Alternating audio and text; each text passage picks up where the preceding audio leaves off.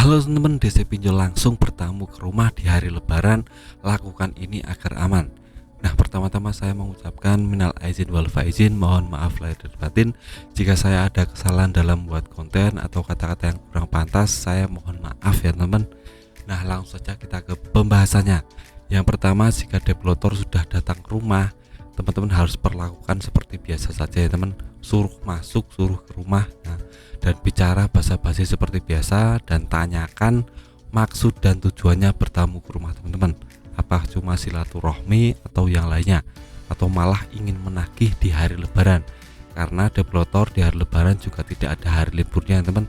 Tetap ada target yang harus dicapai oleh developer. Jadi developer akan melakukan berbagai macam cara agar teman-teman bisa membayar tagihan.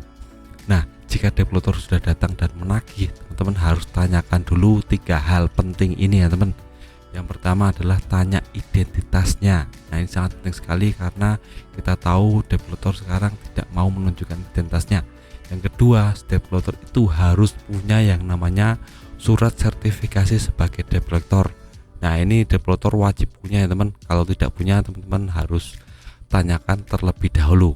Yang ketiga adalah surat kuasa penagihan pinjaman online. Ini sangat penting sekali karena surat kuasa ini adalah surat yang bisa menjadi dasar developer untuk menagih teman-teman. Jadi kalau developer tidak punya surat kuasa penagihan, misalnya dari Akulaku, Kredivo atau EasyCash, ini teman-teman bisa usir saja karena ini sudah melanggar.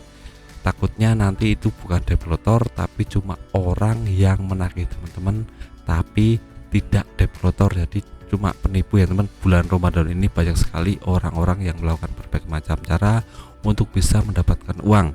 Nanti takutnya teman-teman sudah mengeluarkan uang untuk membayar pinjaman online di developer tersebut, tapi ujung-ujungnya di aplikasi masih ada yang namanya sangkutan uang.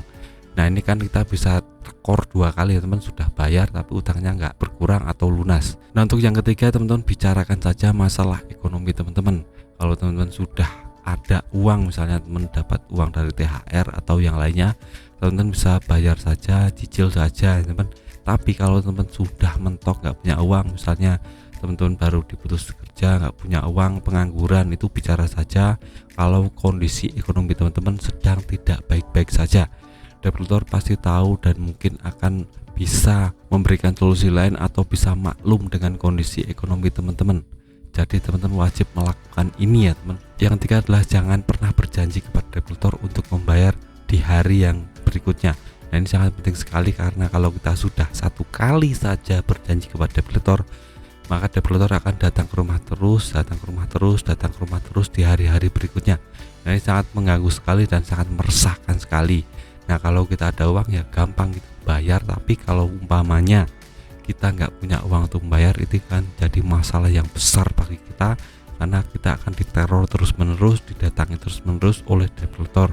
Jadi teman-teman nggak perlu janji, bilang saja saya kalau ada uang akan bayar, seperti itu saja teman. Jadi developer juga akan paham tentang ini.